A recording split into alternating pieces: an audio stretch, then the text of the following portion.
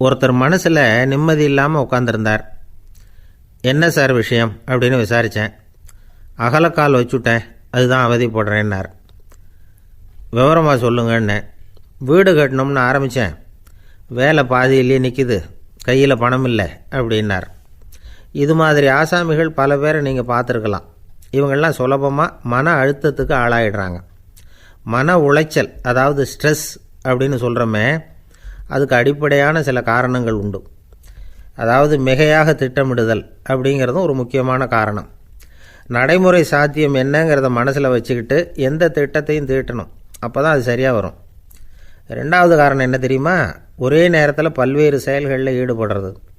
தொலைபேசியில் பேசிக்கிட்டே கையில் இருக்கிற கடிதத்தை படிச்சுக்கிட்டே எதிரில் உட்காந்துக்கிட்டு இருக்கிறவருக்கும் அப்பப்போ பதில் சொல்லிக்கிட்டு மனசில் பல்வேறு சிந்தனைகளை அப்படியே ஓட விட்டுக்கிட்டு இருக்கிறது, இதுவும் மன அழுத்தத்தை உண்டாக்குது. மூணாவது காரணம், எதிலேயும் வெற்றி மட்டும் எதிர்பார்க்குற ஒருதலைப்பட்சமான ஆர்வம். நாம் தொட்டதெல்லாம் வெற்றியாகவே முடியணும் அப்படின்னு எதிர்பார்க்குறவங்க ஏதாவது ஒன்றில் தோல்வியை கண்டால் தோண்டு போயிடுறாங்க. எப்படியும் முடியலாம்ங்கிற எண்ணம் ஏற்கனவே நமக்குள்ளே இருந்துட்டுதுன்னா அந்த அவஸ்தை வராது. அதனால் அதுவும் நம்ம வளர்த்து கொள்ள வேண்டிய ஒரு குணம். மன உளைச்சல் ஏற்படுறதுக்கு இன்னொரு காரணம், எதையும் வேகமாக செஞ்சுடணும் அப்படிங்கிற துடிப்பு. அந்த துடிப்பே மனசை அழுத்த ஆரம்பிச்சிடும். எந்த ஒரு காரியத்திலையும் தாமதமோ இடையூறோ ஏற்பட்டால் அதை பொறுத்துக்கிற மனப்போக்கம் வேணும். அது இல்லாதவங்க அழுத்தத்துக்கு ஆளாயிடுறாங்க. சில பேர் வேலைன்னு எந்த நேரம் பார்த்தாலும் வேலையே கதின்னு கிடப்பாங்க. பொழுதுபோக்குக்கோ உடற்பயிற்சிக்கோ குடும்பத்தில் உள்ளவங்க அல்லது நண்பர்கள் கூட கலந்துரையாடவோ கொஞ்சம் கூட நேரம் ஒதுக்க மாட்டாங்க. இந்த சுபாவம் மன அழுத்தத்தை உண்டு பண்ணும். இதையெல்லாம் புரிஞ்சுக்கிட்டு அதிலிருந்து விடுபடுறது எப்படின்னு யோசிக்கணும்.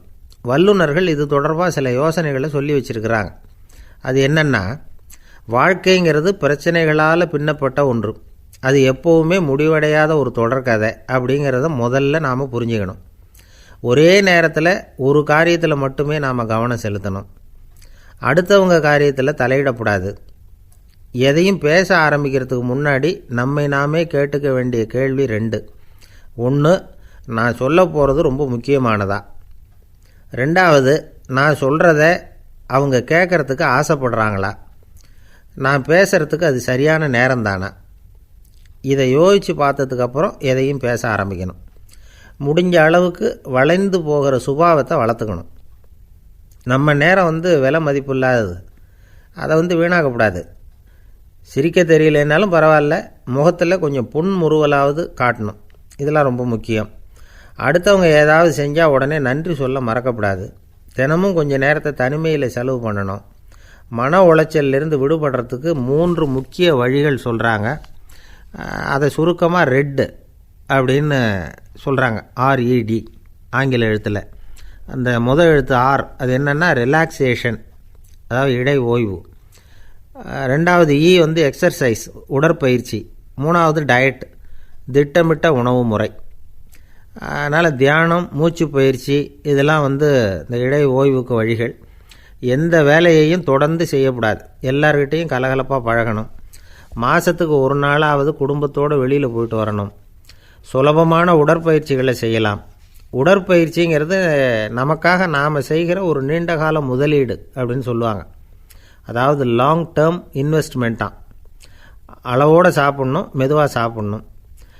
இதெல்லாம் கொஞ்சம் மனசில் வச்சுக்கிட்டு நடந்துக்கிட்டால் மகிழ்ச்சியாக வாழலாம். சில பேர் சாப்பாட்டு விஷயத்தில் ரொம்ப அக்கறை எடுத்துக்கிறது உண்டு. ஒரு குண்டு ஆசாமி சாப்பிட உட்காந்தார். முதல்ல ஒரு மாத்திரை சாப்பிட்டார். எதுக்குன்னு கேட்டோம். பசி எடுக்கிறதுக்குன்னார். சாப்பிட்டு முடித்தார். பிறகு மறுபடியும் ஒரு மாத்திரை சாப்பிட்டார். இது எதுக்குன்னு கேட்டோம். சாப்பிட்டது ஜீரணமாகறதுக்கு அப்படின்னார். ஒரு சின்ன பையன் வந்தான். அவனை பார்த்து ஒரு கேள்வி கேட்டோம். ஏன்ப்பா உங்கள் வீட்டில் அம்மா புத்திசாலியா அப்பா புத்திசாலியா அப்படின்னு. அவன் அலட்சியமாக நம்மளை பார்த்து சிரிக்கிறான். என்ன சார் இது, இந்த காலத்தில் இது கூட தெரியாமல் இருக்கிறீங்களே அப்படிங்கிறான். ஒரு சின்ன பையன் நம்மளை பார்த்து இப்படி கேட்டுவிட்டானே அப்படின்னு நினைக்கிறப்போ நமக்கு ஒரு மாதிரி ஆகிடும். அதுக்கப்புறம்தான் இந்த தாத்தா பாட்டிலாம் சொல்கிற ஒரு கதை ஞாபகத்துக்கு வந்தது. அது என்ன கதை தெரியுமா? ஒரு ஊரில் ஒரு அம்மாவும் பிள்ளையும் இருந்தாங்களாம். அந்த மகனுக்கு திடீர்னு தேசாந்திரம் போய் வரணும்னு ஆசை. வந்துட்டுது. ஊர் ஊராக போய் சுற்றி பார்க்கணுங்கிற ஆசை. அந்த அம்மாவுக்கு இது பிடிக்கல. மகனை பிரிஞ்சு இருக்கிறதுக்கு அவங்க மனசு இடம் கொடுக்கல. வேணாப்பான்னு சொல்லி பார்த்தாங்க, அவன் கேட்கல. திடீர்னு புறப்படவும் செஞ்சுட்டான். சரி, இனிமேல் அவனை தடுக்க முடியாதுன்னு முடிவு பண்ணிட்டாங்க அந்த அம்மா. இருந்தாலும் புத்திசாலித்தனமாக ஒரு யோசனை பண்ணாங்க. மகனை கிட்டத்தில் கூப்பிட்டாங்க. அவங்ககிட்ட சொன்னாங்க, இதை பாருப்பா, நீ தேசாந்திரம் போகிறதுன்னு தீர்மானம் பண்ணிவிட்ட, அதை நான் தடுக்கலை, போயிட்டு வந்துடும். ஆனால் போகிறதுக்கு முன்னாடி எனக்கு ஒரு வாக்குறுதி கொடுத்துட்டு போ அப்படின்னாங்க. போகிறப்போ ராத்திரியாக இருந்தாலும் பகலாக இருந்தாலும் சரி, புளிய மரத்து நிழலில் தான் தங்கணும். திரும்பி வர்றப்போ இரவும் பகலும் நீ வேப்ப மரத்து நிழல்லே தங்கணும் அப்படின்னாங்க. சரி, அப்படியே செய்கிறேன்னு சொல்லி வாக்குறுதி கொடுத்தான் பையன். புறப்பட்டு போனான். போகிற வழியில் புளிய மரத்து நிழல்லே தங்கினான், தூங்கினான். அப்படி போய்கிட்டே இருந்தான். 7ஆவது நாள் அவன் உடம்பு சுகமில்லாமல் போயிட்டுது. ரொம்பவும் பலவீனமாயிட்டான். இனிமேல் நடக்க முடியாதுங்கிற நிலைமை வந்துட்டுது. யோசித்து பார்த்தான். சரி, இதுக்கு மேலே போக வேண்டாம் அப்படின்னு முடிவு பண்ணிவிட்டு திரும்பி வர ஆரம்பிச்சிட்டான். திரும்பி வர்றப்போ வழியில் வேப்ப மரத்து நிழல்லையே தங்கி வந்தான். நாளுக்கு நாள் உடம்பு சரியாக வந்துட்டுது. 7ஆவது நாள் வீட்டுக்கு சேர்றான். உடம்பு பழையபடியே கலகலப்பாயிட்டுது. பூரண சுகம். தேசாந்திரம் போன பையன் திரும்பி வந்துட்டானே அப்படின்னு அந்த அம்மா ஆச்சரியப்படலை. ஏன்னா அவங்களுக்கு தெரியும் இப்படி ஆகும்னு. பையன் சீக்கிரமாக திரும்பி வரணுங்கிறதுக்காக தான் அவங்க அந்த யோசனையை சொன்னாங்க. என்ன விஷயங்கிறதையும் அவங்களே சொன்னாங்க. மகனே, புளிய மரத்து நிழல் உடம்புக்கு உஷ்ணத்தை கொடுக்கும், சீக்க உண்டாக்கும். அதனால் நீ தொடர்ந்து புளிய மரத்து நிழலில் தங்கினாவே நோய்க்கு ஆளாயிட்ட. அதனால் நல்ல பயணத்தை முடிச்சுக்கிட்டு திரும்பி வரணுங்கிற முடிவுக்கு வந்துட்ட. திரும்பி வர்றப்போ நீ தங்கினது வேப்ப மரத்து நிழல். அது உடம்புக்கு குளிர்ச்சியை தரக்கூடியது, நோயை தீர்க்கக்கூடியது. அதனால் சுகமாக வீட்டுக்கு சேர்ந்துட்ட. உன்னோட தேசாந்திர பயணத்தை தடுக்கிறதுக்காக தான் இப்படி பண்ணினேன் அப்படின்னாங்களாம் அந்த அம்மா. பார்த்தீங்களா அம்மாவோட புத்திசாலித்தனத்தை? அப்பாவாக இருந்தால் இப்படியா பண்ணுவார்? ஒரு அப்பா பையன்கிட்ட 10 ரூபா கொடுத்து இதை எடுத்துக்கிட்டு அடுத்த ஊருக்கு போய் அங்கே இருக்கிற மாமா கிட்ட இதை கொடுத்துட்டு வாடா, வழியில் எங்கேயாவது மரத்தடியில் படுத்து தூங்கி விடாதே அப்படின்னு எச்சரிக்கை பண்ணி அனுப்புனாராம். பையனுக்கு எச்சரிக்கையாக வாழறது எப்படிங்கிறத கற்றுக் கொடுக்கறதுக்காக இப்படி பண்ணார். அவன் பணத்தை வாங்கிட்டு போனான். அப்பா சொன்னதை மறந்துட்டு ஒரு மரத்தடியில் படுத்து தூங்கிட்டான். அவனுக்கு தெரியாமல் அவன் பின்னாடியே போன அப்பா அவன் கையில் இருந்த அந்த 10 ரூபாயை நைஸாக எடுத்துகிட்டு வந்துட்டார். அவன் பையில் தானே வச்சுருந்தான், அது தெரியாமல் எடுத்துகிட்டு வந்துட்டார். அவன் தூங்கிக்கிட்டு இருக்கான். எடுத்துகிட்டு ஒரு மறுபடியும் வீட்டுக்கு வந்துட்டார். பையன் முழிச்சுக்கிட்டு பையை தடவி பார்க்குறான், பணத்தை காணும். அழுதுகிட்டே திரும்பி வந்தான். அப்பா கிட்டே விஷயத்த சொன்னான். அப்பா சிரிச்சுக்கிட்டே சொன்னார், அதுக்கு தான்ப்பா ஆரம்பத்திலேயே எச்சரிக்கை பண்ணினேன், இனிமேலாவது நீ ஜாக்கிரதையாக இருக்கணும் அப்படிங்கிறதுக்காக தான் இப்படி பண்ணினேன். அந்த பணம் எங்கேயும் போயிடலை, நான் தான் அதை உனக்கு தெரியாமல் எடுத்து வச்சிருக்கிறேன். இதோ பாரு அப்படின்னு சொல்லிக்கிட்டு சைடு பாக்கெட்டில் கையை விட்டா அது ஓட்டையாக இருக்குது. அதை எவனோ ஏற்கனவே கத்திரிச்சு எடுத்துகிட்டு போயிட்டான். இப்போ அப்பா முகத்தில் அசடு வழிஞ்சுதான். ஒரு ஆஃபீஸில் வேலை பார்க்குற ஒருத்தர் ஏதோ தப்பு பண்ணிவிட்டார். உடனே மேல் அதிகாரி அவரை கூப்பிட்டு அனுப்புனார். நீ செஞ்சது தப்புன்னார் கோபமாக. இது ஒரு ரகம். சில அதிகாரிகள் இப்படி நீங்கள் செஞ்சது தப்புன்னு சொல்கிறதில்ல, நீங்கள் செஞ்சது சரி அப்படின்னு சொல்கிறதில்ல. எப்படி சொல்லுவாங்கன்னா, நீங்கள் செஞ்சது சரியில்லைன்னு நான் நினைக்கிறேன் அப்படின்னு சொல்லுவாங்களாம். அதாவது சில பேர் நீங்கள் செஞ்சது தப்புங்கிறாங்க, அதையே மாற்றி சொல்கிறாரு இவர், நீங்கள் செஞ்சது சரியில்லைன்னு நினைக்கிறேன். இது ரெண்டும் அர்த்தம் ஒன்று தான், இருந்தாலும் வார்த்தைகள் வித்தியாசம். நிர்வாக திறமை இல்லாத ஒரு அதிகாரி யூ ஆர் ராங் அப்படின்னு சொல்லுவாராம். நிர்வாக திறமை உள்ள அதிகாரியாக இருந்தால் அதையே கொஞ்சம் மாற்றி I think you are not correct அப்படிம்பாரான். இதுதான் வித்தியாசம். இருந்தாலும் வார்த்தைகளை உபயோகப்படுத்துகிற விதத்தை வச்சு தான் வேலை நல்லா நடக்கிறதும் நடக்காததும் இருக்குது. விவரம் தெரிஞ்சவங்க என்ன சொல்கிறாங்க தெரியுமா? Be a leader not a boss அப்படிங்கிறாங்க. ஒரு லீடராக பாஸாக இருக்காதே அப்படிங்கிறாங்க. சரி, அப்படின்னா லீடருக்கும் பாஸுக்கும் வித்தியாசம் உண்டா அப்படின்னு கேட்டால் இருக்குன்னு சொல்கிறாங்க. லீடருங்கிறவர் வேறு, பாஸுங்கிறவர் வேறு. ஒரு லீடர் எப்படி நடந்துக்குவார், ஒரு பாஸ் எப்படி நடந்துக்குவார், இதை முதல்ல நாம் தெரிஞ்சுக்கணும். அவங்க எப்படி நடந்துக்குவாங்க அப்படிங்கிறதுக்கு சில விவரங்கள் இருக்குது. அதை கேட்டோம்னா நாம் புரிஞ்சுக்கலாம் அதை. அதாவது பாஸுங்கிறவர் விரட்டிக்கிட்டே இருப்பார், லீடருங்கிறவர் ஊக்கப்படுத்திக்கிட்டே இருப்பார். நாளைக்கு சாயந்தரத்துக்குள்ளே அந்த வேலையை செஞ்சு முடிக்கலைன்னா தொலைச்சி விடுவோம் தொலைச்சி அப்படிம்பார் அவர். இவர் எப்படி சொல்லுவார்னா, இது வரைக்கும் நீங்கள் செஞ்சுருக்கிற வேலை ரொம்ப அற்புதம் அப்படிம்பார். பாஸுங்கிறவர் அதிகாரத்தை நம்பி செயல்படுறவர், லீடருங்கிறவர் நல்லெண்ணத்தை நம்பி செயல்படுறவர். நம்மக்கிட்ட அதிகாரம் இருக்குது, பவர் இருக்குது, அதனால் காரியத்தை சாதிச்சுடலாம் அப்படின்னு நினைக்கிறவர் அவர். மற்றவங்கக்கிட்ட ஒரு நல்ல அபிப்பிராயத்தை சம்பாதிச்சுக்கிட்டு அது மூலமாக காரியங்களை சாதிக்கிறவர் இவர். பாஸுங்கிறவர் பயத்தை உண்டு பண்ணுவார், லீடருங்கிறவர் அன்பை பரவ செய்வார். அதை செய்யலைன்னா ஆடிட்டில் தகராறாயிடும், இது செய்யலைன்னா இன்க்ரிமெண்ட்டு கட் ஆகிடும், இப்படி ஏதாவது சொல்லி பயமுறுத்திக்கிட்டே இருப்பார் அவர். இவர் அப்படி இல்லை. உடம்பு இப்படி இருக்குது, வீட்டில் எல்லோரும் சௌக்கியமாக இருக்கிறாங்களா, ஆஃபீஸில் எல்லாம் வசதியாக இருக்குதா, நான் ஏதாவது உதவி செய்யணுமா அப்படின்னு அன்புக்கு முக்கியத்துவம் கொடுப்பார். பாஸுங்கிறவர் எதுக்கெடுத்தாலும் நான் சொல்லிகிட்டு இருப்பார், லீடருங்கிறவர் நாமன்னு சொல்லிகிட்டு இருப்பார். பாஸுங்கிறவர் தப்புக்கு காரணம் யாருன்னு பார்ப்பார், லீடருங்கிறவர் தப்பு என்னன்னு பார்ப்பார். இதுதான் ரெண்டு பேருக்கு வித்தியாசம். The boss shows who is wrong, the leader shows what is wrong அப்படின்னு சொல்லுவாங்க. இந்த காரியம் எப்படி செய்யப்பட்டிருக்கு அப்படின்னு தெரிஞ்சுக்கிறவர் பாஸ். இந்த காரியத்தை எப்படி செய்யணும்னு செஞ்சு காட்டுறவர் லீடர். பாஸுங்கிறவர் பணியாளர்களை திட்டுவார், லீடர் மரியாதைக்குரியவராக நடத்துவார், அதுக்குரியவராக அவர் நடந்துக்குவார். செய்கிற வேலையை ஒரு சுமையாக நினைக்க வைக்கிறவர் பாஸ், செய்கிற வேலையை ஒரு சந்தோஷமாக ஆக்கிறவர் லீடர். ஒரு முதலாளியாக இருக்கிறவர் அல்லது ஒரு நிர்வாகியாக இருக்கிறவர் இது மாதிரியான நுணுக்கங்களையெல்லாம் தெரிஞ்சு வச்சுக்கிறது நல்லது. ஒரு பாஸ் இருக்கார், அவர் ஒரு நாள் ரொம்ப பெருமையாக தன்னோட ஆஃபீஸை பற்றி பேசிக்கிட்டு இருந்தார். எனக்கு கீழே 200 பேர் வேலை செய்கிறாங்க சார், நான் ஒரு கோடு கிழிச்சா அவங்க அதை தாண்டாத அளவுக்கு நான் நடந்துக்கிறேன் சார் அப்படின்னார் அவர். அது எப்படி முடியுது உங்களால் அப்படின்னு கேட்டோம். நான் கோடே கிழிக்கிறதில்ல சார் அப்படின்னார். 1816ஆம் வருஷம் செப்டம்பர் மாதம் 11ஆம் தேதி பிரான்ஸ் தேசத்தில் உள்ள ஒரு மருத்துவமனை. அங்கே ஒரு இளம் டாக்டர் கொஞ்ச நாளைக்கு முன்னாடி தான் அந்த ஆஸ்பத்திரியில் புதுசாக வேலைக்கு சேர்ந்துருக்கிறார். அவர் பேர் ரெனே லெனக். அவர் அன்னைக்கு காலையில் அந்த மருத்துவமனையில் அப்படியே ரவுண்ட்ஸ் வந்துக்கிட்டு இருக்கிறார். வார்டில் ஒரு படுக்கையில் ஒரு இளம் பெண் படுத்திருக்கிறா. அந்த பொண்ணுக்கு இருதய நோயாக இருக்கலாம்ங்கிறது மற்ற டாக்டர்கள் சந்தேகம். அந்த காலத்துல எல்லாம் ஒருத்தருடைய இருதய துடிப்பை தெரிஞ்சுக்கணும்னா நோயாளியின் மார்பில் டாக்டர் காதை வச்சு பார்த்து தான் தெரிஞ்சுக்கிறது வழக்கம். ஆனால் இந்த பெண்ணும் இளம் பெண், அந்த டாக்டரும் புதுசாக சேர்ந்துருக்கிறவர். அதனால் பரிசோதனை பண்ண தயங்கினார். கொஞ்ச நேரம் யோசனை பண்ணார். திடீர்னு ஒரு ஞாபகம் வந்தது அவருக்கு. அதாவது அன்றைக்கி விடியற் காலையில் தோட்டத்தில் அப்படி வாக்கிங் போயிட்டு இருந்தப்போ சின்ன பசங்கள்லாம் ஒரு மரக்கட்டையை வச்சு விளையாடிக்கிட்டு இருந்தாங்களாம். அதை இவர் பார்த்துருக்கிறார். அது என்ன விளையாட்டுனா, ஒரு நீளமான மரப்பலகை, அதில் ஒரு முனையில் ஒரு பையன் தன்னுடைய காதை வச்சுக்கிட்டு இருக்கிறான், மறுமுனையில் இன்னொரு பையன் அந்த மரப்பலகையை ஒரு ஆணியால் கீறிக்கிட்டு இருக்கிறான். ஒரு முனையில் ஆணியால் கீறும் பொழுது மறுமுனையில் காதை வச்சிருக்கிற பையனுக்கு அந்த சத்தம் துல்லியமாக கேட்குது. அந்த டாக்டருக்கு காலையில் பார்த்த இந்த விளையாட்டு ஞாபகத்துக்கு வந்துட்டுது. உடனே என்ன பண்ணார் தெரியுமா? ஒரு நீளமான காகிதத்தை எடுத்தார், அதை அப்படியே உருளை மாதிரி உருட்டினார். ஒரு முனையை அந்த நோயாளியின் மார்பில் இடது பக்கம் வச்சார், இன்னொரு முனையில் தன்னுடைய காதை வச்சார். என்ன ஆச்சரியம்! நோயாளியின் மார்பில் நேரடியாக காதை வச்சு கேட்குறத விட துல்லியமாக கேட்டுது இதய துடிப்பு. இதய துடிப்பு மட்டும் இல்லை, மூச்சு இழுத்து விடுறது, திரவ பொருள்களின் அசைவு, எல்லா சத்தமும் தெளிவாக கேட்குது.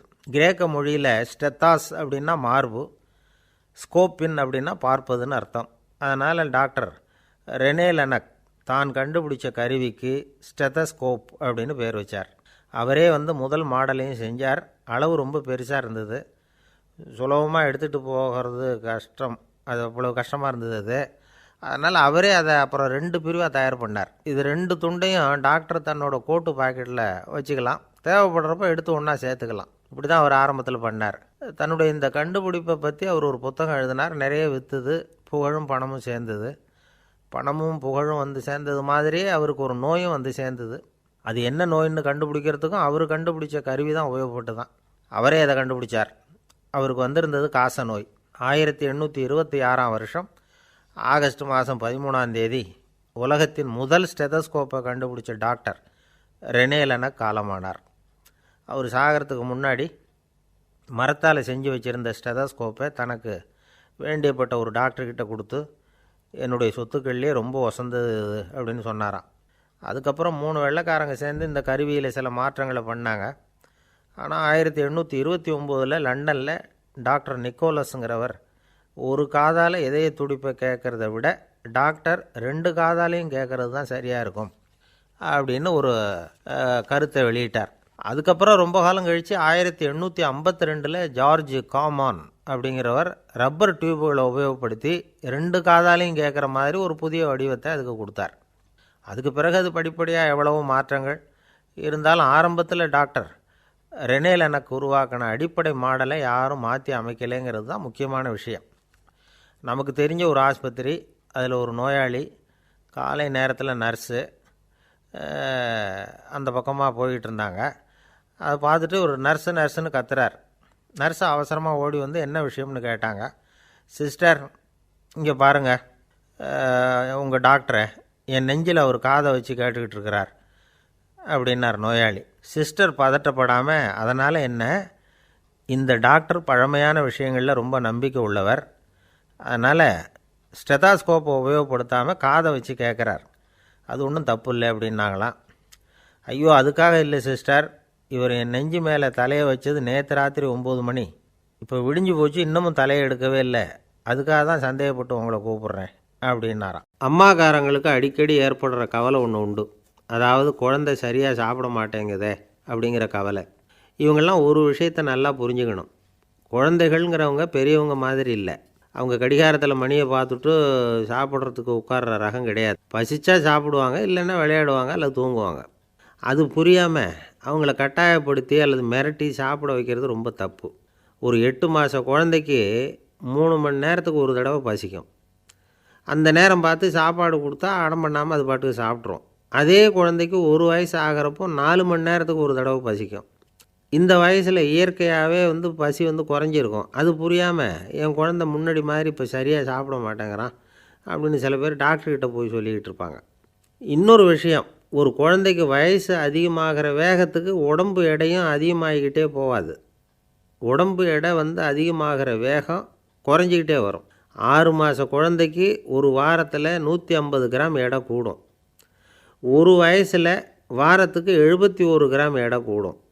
இது புரியாமல் அதிகமாக சாப்பாட்டை கொடுத்து குழந்தைய கஷ்டப்படுத்தக்கூடாது. ஏன்னா அளவுக்கு மீறின உணவு அஜீரணத்தை உண்டு பண்ணிவிடும். குழந்தைக்கு ஒரு தட்டில் கொஞ்சமாக ஆகாரத்தை வச்சு கொண்டுகிட்டு போய் கொடுக்கணும். மலை மாதிரி குவிச்சு வச்சா அதை பார்த்ததுமே பசி அடங்கி போயிடும். அடித்து மிரட்டி பயமுறுத்தி குழந்தைய சாப்பிட வைக்கிற பழக்கம் இருக்குது பாருங்கள், அதுக்கு ஃபுட் ஃபோர்ஸிங் அப்படின்னு பேர். இப்படி பண்ணினா குழந்தைக்கு சாப்பாட்டில் விருப்பம் குறைஞ்சிரும், அதை கண்டாவே வெறுக்க ஆரம்பிச்சிடும். அது மாதிரி உளம் சார்ந்த பசி குறைவு, சைக்கோஜெனிக் அனோரெக்சியா, அது ஏற்படுமா. சாப்பாடுங்கிறதே ஒரு தண்டனை மாதிரி தோணும். குழந்தைகளுக்கு பிடிச்ச மாதிரியான ஆகாரத்தை கொடுக்கணும். சத்து அதிகம் இருக்குங்கிறதுக்காக அதுக்கு பிடிக்காத ஆகாரத்தை கொடுத்து கட்டாயப்படுத்தக்கூடாது. குழந்தைகளுக்கு 2 வயசு ஆகிறப்போ இயற்கையாகவே எதிர்மறை குணம் உண்டாகும். அதாவது அந்த எதிர்மறையாக பேசுகிறது. இது மாதிரி சமயங்களில் நாம் என்ன சொல்கிறோமோ அதுக்கு நேர்மாறாக நடந்துக்கும். ஏட்டிக்கு போட்டி, சாப்பிட சொன்னால் விளையாட போகும், விளையாட சொன்னால் சாப்பாடு கேட்கும். இதை புரிஞ்சுக்கிட்டு நடந்துக்கணும்.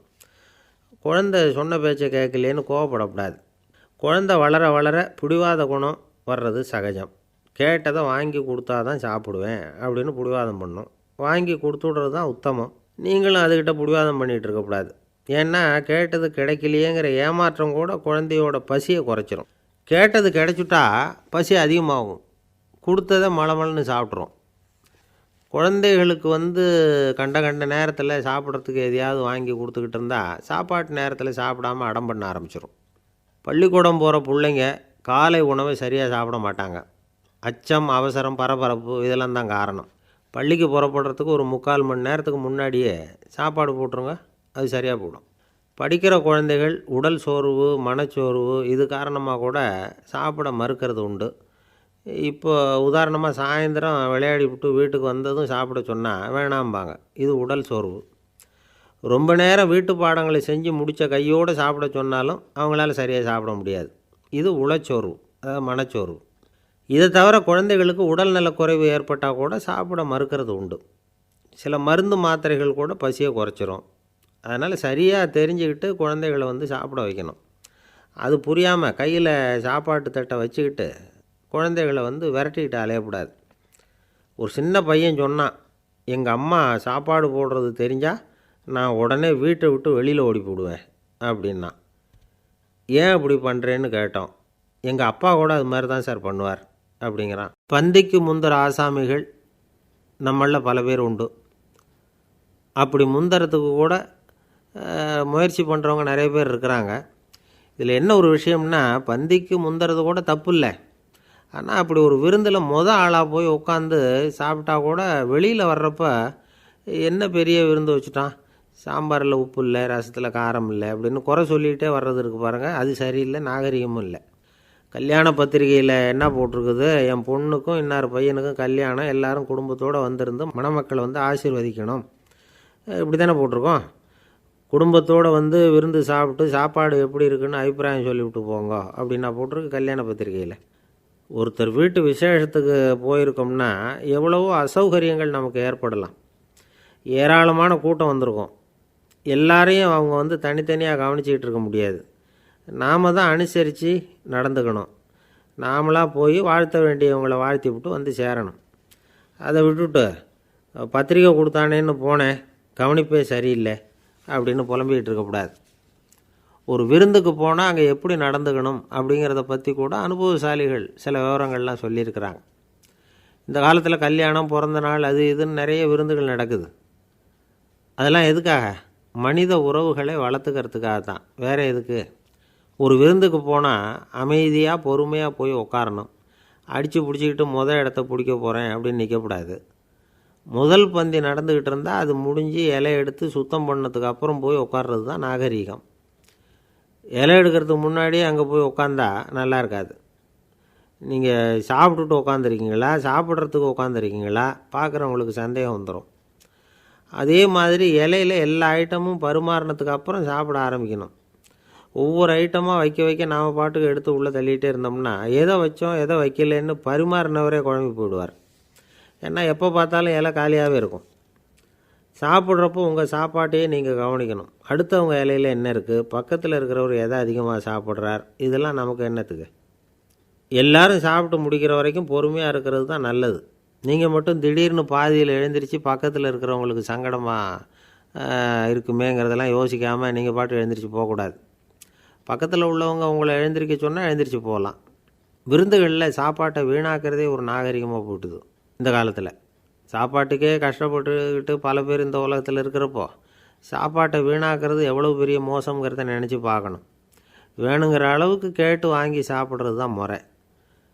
விருந்தில் இந்த பஃபே அப்படின்னு சொல்லி ஒரு முறை சொல்கிறாங்கல்ல, அதாவது உணவு வகைகளையெல்லாம் பொதுவாக ஒரு இடத்துல வச்சுடுறது, நமக்கு தேவையானதை நாமே எடுத்து ஒரு தட்டில் போட்டுக்கிட்டு சாப்பிட வேண்டியது. இதில் கூட சில பேர் தேவைக்கு அதிகமாக எடுத்து போட்டுக்கிட்டு வீணாக்குறாங்க. சில சமயம் கடைசியாக சாப்பிட போகிறவங்களுக்கு எல்லா ஐட்டமும் கிடைக்காம போகலாம். அதை போய் பெருசு பண்ணிகிட்டு இருக்கக்கூடாது. என்ன சார், இந்த அளவுக்கு கூடவா நாகரிகம் தெரியாமல் இருக்கிறோம், இதை போய் பெருசாக சொல்ல வந்துட்டீங்களே அப்படின்னு நினைக்கலாம். ஒருத்தர் 2 பேருக்கு இந்த விவரம் தேவைப்படலாம்.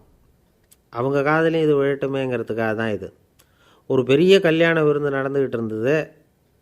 விருந்து மண்டபத்து வாசலில் ஒருத்தர் நின்றுக்கிட்டு வர்றவங்களையெல்லாம் ரொம்ப மரியாதையாக வணங்கி உள்ளே அனுப்பி வச்சுக்கிட்டு இருந்தார். எப்படி தெரியுமா? வர்றவங்க கையெல்லாம் பிடிச்சி முத்தம் கொடுத்து அதுக்கப்புறம் உள்ளே அனுப்பி வச்சுக்கிட்டு இருந்தாராம்.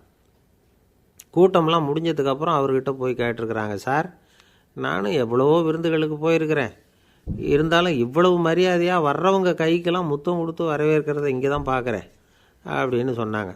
அதுக்கு அவர் சொன்னார், அட போங்க சார், நான் முத்தம் கொடுக்கல, முந்தின பந்திக்கு சாப்பிட்டவங்களே அடுத்த பந்திக்கும் வர்றாங்களான்னு மோந்து பார்த்து அனுப்பி வச்சுக்கிட்டு இருந்தேன் அப்படின்னார். ஒரு பல்கலைக்கழகம், அங்கே ஒரு இலக்கிய பேராசிரியர், அவர் பாடம் நடத்திக்கிட்டு இருந்தார்.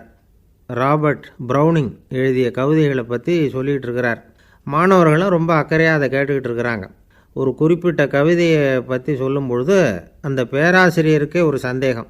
அதாவது அந்த கவிதையின் சரியான அர்த்தம் என்னங்கிறதுல சந்தேகம். பேராசிரியர் யோசனை பண்ணார். அந்த கவிதையை முழுசாக புரிஞ்சிக்க முடியல. அதனால் மாணவர்களை பார்த்து சொன்னார், மாணவர்களே, ஒரு நாள் பொறுத்துங்க, இந்த கவிதையை எழுதின கவிஞர் எங்கள் வீட்டுக்கு பக்கத்தில் தான் இருக்கிறார். இன்றைக்கி சாயந்தரம் நான் அவரை நேரிலேயே போய் பார்க்குறேன். பார்த்து இதுக்கு என்னங்க அர்த்தம்னு கேட்டுட்டு வந்துவிடுறேன். அதுக்கப்புறம் உங்ககிட்ட சொல்கிறேன் அப்படின்னாராம். அன்றைக்கி சாயந்தரமே அந்த பேராசிரியர் கவிஞரை தேடிக்கிட்டு போயிட்டார். கவிஞர் அவங்க வீட்டில் அவர் பாட்டு உட்காந்துருந்தாராம். இவர் போய் அவர் முன்னாடி உட்காந்தார். அப்புறம் கேட்டார், ஐயா, அந்த கவிதையின் முழு பொருள் என்னன்னு தெரிஞ்சுட்டு போகிறதுக்காக வந்திருக்கிறேன் அப்படின்னாராம். எந்த கவிதை அப்படின்னாராம் அவர். இவர் அந்த கவிதையை சொல்லியிருக்கார். கவிஞர் கொஞ்சம் யோசனை பண்ணிவிட்டு அப்புறம் சொன்னாராம், பேராசிரியரே, நீங்கள் கொஞ்சம் தாமதமாக வந்துட்டீங்கன்னாராம். இவருக்கு ஒன்றும் புரியல. நீங்கள் என்ன சொல்கிறீங்க?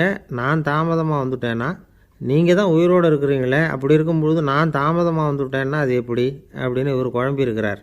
இப்போ கவிஞர் சொன்னாராம், ஐயா, நான் உயிரோடு இருக்கிறேன்னா இல்லையாங்கிறது முக்கியம் இல்லை. நான் அந்த கவிதை வரிகளை எழுதினப்போ 2 பேருக்கு அதோட அர்த்தம் தெரிஞ்சிருந்தது. இப்போ ஒரே ஒருத்தருக்கு தான் அதோட அர்த்தம் தெரியும் அப்படின்னாராம். பேராசிரியர் யோசனை பண்ணியிருக்கார். அப்படின்னா அந்த ஒருத்தர் கவிஞர் ராபர்ட் ப்ரௌனிங்கை தவிர வேறு யாராக இருக்க முடியும்? இவர் தான் அப்படிங்கிறத அவர் மனசில் நினச்சிக்கிட்டார். அதனால் சொன்னார், ஐயா, நான் தாமதமாக வரல, அந்த கவிதையின் பொருள் என்ன அது சொல்லுங்கன்னார். பேராசிரியரே, நான் சொல்கிறது உங்களுக்கு புரியலன்னு நினைக்கிறேன்.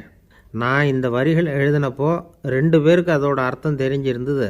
அந்த 2 பேர் யாருன்னா, ஒருத்தர் ராபர்ட் ப்ரௌனிங், அதாவது நான், இன்னொருத்தர் கடவுள். இப்போ அது கடவுளுக்கு மட்டும்தான் தெரியும்.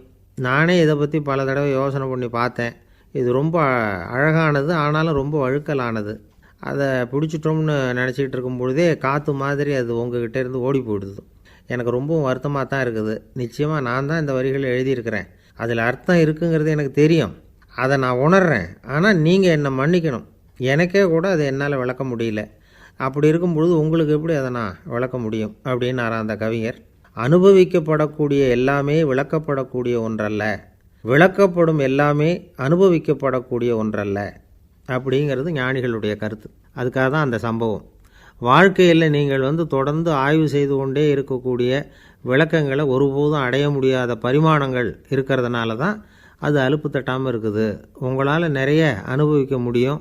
இருந்தாலும் நீங்கள் அனுபவித்து அறிந்த விஷயங்கள் கூட வார்த்தைகளால் விளக்கப்பட முடிவதில்லை அப்படிங்கிறது பெரியோர் சிந்தனை. இதெல்லாம் ஒரு பக்கம் இருக்கட்டும். நமக்கு தெரிஞ்ச பேராசிரியர் ஒருத்தர் 1 மணி நேரம் ரொம்ப விவரமாக வகுப்பு எடுத்தார். கடைசியாக சொன்னார், மாணவர்களே, ரொம்பவும் எளிமையாக விளக்கமாக எல்லா விவரமும் சொல்லியிருக்கிறேன். அதனால் இதில் உங்களுக்கு சந்தேகம் வர்றதுக்கு வாய்ப்பே இல்லை. இருந்தாலும் கேட்க வேண்டிய கடமை கேட்குறேன். இது வரைக்கும் நடத்தினதில் யாருக்காவது ஏதாவது சந்தேகம் உண்டா அப்படின்னு கேட்டாராம். எனக்கு ஒரே ஒரு சந்தேகம்தான் சார் அப்படின்னு எழுந்திரிச்சு நிற்கிறான் ஒருத்தன். என்னன்னு கேட்டாராம். இது வரைக்கும் நீங்கள் என்ன பாடம் சார் நடத்துனீங்க அப்படின்னானான் அவன். என்ன சார் உங்கள் பையன் என்ன செஞ்சுக்கிட்டு இருக்கிறான் இப்போது அப்படின்னு கேட்டார் ஒருத்தர். அடிக்கடி கண்ணாடி முன்னாடி நின்று அழகு பார்த்துக்கிட்டு இருக்கிறான் சார் அப்படின்னாரு அப்பா. இளம் பருவம் இப்படி தான் இருக்கும், அதையெல்லாம் சாதாரணமாக நினச்சிடாதீங்க அப்படின்னாரு அவர். என்ன சார் சொல்கிறீங்க? கண்ணாடி முன்னாடி நின்றுக்கிட்டு நேரத்தை வீணாக்கிக்கிட்டு இருக்கான், அதை ஒரு பெரிய விஷயமாக நான் நினைக்கணுமா அப்படின்னாரு இவர். இளம் பருவத்தில் இளைஞர்களுக்கும் சின்ன பொண்ணுங்களுக்கும் அடிக்கடி கண்ணாடியில் பார்க்கணும்னு தோணும். அது வெறுமனே அழகு பார்க்குறது மட்டும் இல்லை, அவங்க தங்களையே தேடி கண்டுபிடிக்கிற ஒரு முயற்சி அது. இது ஒரு மனோதத்துவ விளைவு. இது வரைக்கும் சின்ன பிள்ளையாக இருந்துட்டோம், இனிமேல் நாமளும் மற்றவங்க மாதிரி மனிதர்கள் தான் அப்படிங்கிற உணர்வு அவங்களுக்கு வருது. தங்களோட முகம் எப்படி இருக்குது, அழகு எப்படி இருக்குது, உடம்பு நேரம் எப்படி இருக்குது, முடி எப்படி இருக்குது அப்படிங்கிறதையெல்லாம் கண்டுபிடிக்கிறாங்க. அதுக்கப்புறம் இன்னொரு ஆணோ பொண்ணோ தன்னை கவனிக்கணும் அப்படின்னு நினைக்கிறாங்க. இதெல்லாம் மனோதத்துவ உண்மைகள், இதெல்லாம் இயற்கை. இதை பார்த்துட்டு பெற்றவங்க பிள்ளைங்க கெட்டு போட்டாங்க அப்படின்னு நினைக்கக்கூடாது, அவங்கள திட்டிக்கிட்டே இருக்கக்கூடாது. இன்றைக்கி பல குடும்பங்களில் இதுதான் நடந்துக்கிட்டு இருக்குது. மனுஷ வாழ்க்கையிலேயே இப்படியும் இல்லாத அப்படியும் இல்லாத ஒரு பருவம் இளம் பருவம். 13லேருந்து 19 வயசுக்கு உட்பட்ட ஆண்கள் பெண்கள் இந்த வகையை சேர்ந்தவங்க, டீனேஜ் குரூப். இவங்கள சின்னவங்கன்னு நினச்சிட முடியாது, பெரியவங்கன்னு நினச்சிட முடியாது. இவங்க ரொம்ப சென்சிட்டிவ். சமூகம் நினச்சா இவங்களை நல்லவங்களாகவும் ஆக்கலாம், கெட்டவங்களாகவும் ஆக்கலாம். கொஞ்சம் அக்கறை எடுத்துக்கிட்டால் பெரிய பெரிய மேதைகளையும் விஞ்ஞானிகளையும் உருவாக்கலாம். ஆனால் நடக்கிறது என்ன தெரியுமா? அநேகமாக இவங்களை யாருமே சரியாக புரிஞ்சுக்கிறது இல்லை, இவங்களை சரியாக நடத்துறதும் இல்லை. இது வரைக்கும் நாம் சொல்கிறத கேட்டுக்கிட்டு இருந்தான், இப்போல்லாம் அவன் இஷ்டத்துக்கு நடக்க ஆரம்பிச்சுட்டான் அப்படின்னு வருத்தப்படுற பெற்றோர்கள் அதிகம். இது வருத்தப்படுற விஷயம் இல்லை, சந்தோஷப்பட வேண்டிய விஷயம். உங்கள் புள்ள சொந்தமாக யோசிக்க ஆரம்பிக்கிறதும் நடந்துக்க ஆரம்பிக்கிறதும் ஒரு தப்பான விஷயமா? அவன் கடைசி வரைக்கும் உங்கள் பேச்சையே கேட்டுக்கிட்டு இருக்கணுங்கிறது என்ன நியாயம்? இன்றைக்கி இளைஞர்களை பெரியவங்க தப்பாக புரிஞ்சுக்கிட்டு தவறாக நடத்துறதுனால தான் அவங்களுக்கு வெறுப்பு, எரிச்சல், மனக்கசப்பு எல்லாம் உண்டாகுது. பெற்றவங்க சரியாக மதிக்கிறது இல்லை அப்படிங்கிற ஒரே காரணத்தினாலேயே வீணாக போகிற பிள்ளைங்க இன்றைக்கி அதிகம். சரி, பெற்றவங்களுக்கு இன்றைக்கி என்ன தான் புத்தி சொல்ல வர்றீங்க அப்படின்னு கேட்குறீங்களா? நாம் எதையும் சொல்ல வரல. ஆனால் அது சம்பந்தமான சில நிபுணர்கள் சொல்லியிருக்கிறத உங்கள் காதில் போட்டு வைக்கலாம். அது என்னென்னா, பிள்ளைங்கக்கிட்ட அன்பு செலுத்துங்க.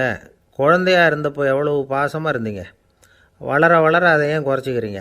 பெற்றவங்களின் அன்பான வார்த்தைகளுக்கு ஏங்குறவங்க தான் இன்றைய இளைஞர்கள். அவங்க எதை சொன்னாலும் அதை அக்கறையாக காது கொடுத்து கேளுங்க, அலட்சியப்படுத்தாதீங்க.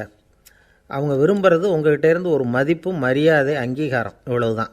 அவங்க அவங்களாவே முடிவுகள் எடுக்கட்டும், அதுக்கு நீங்கள் உதவியாக இருங்க, அது போதும். மற்றவங்க முன்னாடி, முக்கியமாக அவங்க நண்பர்கள் முன்னாடி அவங்கள பற்றி மட்டமாக பேசாதீங்க. அவங்கக்கிட்ட பொய் சொல்லக்கூடாது. நீங்கள் சொன்னது பொய்ன்னு தெரிஞ்சு போச்சுன்னா உங்கள் பேரில் அவங்களுக்கு இருக்கிற மதிப்பு போயிடும், நம்பிக்கை போயிடும். அவங்களுக்கு முன்னாடி நீங்கள் சண்டை போடக்கூடாது. உங்கள் பிள்ளைய எப்பவும் இன்னொரு பிள்ளையோட ஒப்பிட்டு பேசுகிற வேலையே வேணாம். கூட பிறந்த மற்றவங்களோட கூட ஒப்பிடக்கூடாது. இப்படி செஞ்சால் அவன் உங்ககிட்டையும் பிரியமாக இருக்க மாட்டான், அவங்ககிட்டையும் பிரியமாக இருக்க மாட்டான். புள்ள எங்கே போகிறான், என்ன பண்ணுறான் அப்படின்னுலாம் துப்பறிஞ்சிக்கிட்டு இருக்கக்கூடாது. இளைஞர்கள் தனிமையை விரும்புகிறவங்க. அவங்கள பெட்டியில் வச்சு மூடி பாதுகாக்கணும்னு நினைக்கக்கூடாது. அவங்கள எப்படி பாதுகாக்கிறது அப்படிங்கிறது அவங்களுக்கே தெரியும். உங்கள் புள்ள எப்படி நடந்துக்கணும்னு நீங்கள் எதிர்பார்க்குறீங்களோ அது மாதிரி நீங்கள் நடந்து காட்டுங்க, அது போதும். ஒரு வீட்டில் அப்பாவும் அம்மாவும் பேசிக்கிட்டு இருக்கிறாங்க. என்னங்க, நம்ம பொண்ணு பெரியவளாயிட்டா, அடிக்கடி கண்ணாடி முன்னாடி போய் நின்றுக்கிட்டு இருக்கிறா, சீக்கிரமாக ஒரு பையனை பார்த்து கல்யாணத்தை முடிக்காமல் இப்படி மசன்னு கல் மாதிரி உட்காந்துருக்குறீங்களே அப்படின்னு சத்தம் போட்டாங்க அந்த அம்மா. அவசரப்படாத, பார்க்குறதுக்கு கண்ணுக்கு அழகாக, லட்சணமாக, புத்திசாலியாக ஒரு பையன் கிடைக்க வேணாமா, அதுதான் பார்த்துக்கிட்டு இருக்கிறேன் அப்படின்னார் அப்பா. இதுக்கு அந்த அம்மா சொல்கிறாங்க, எங்கள் அப்பா இப்படியெல்லாம் நினச்சிக்கிட்டு இருந்திருந்தா எனக்கு கல்யாணமே ஆயிருக்காது தெரியுமா அப்படின்னாங்களாம்.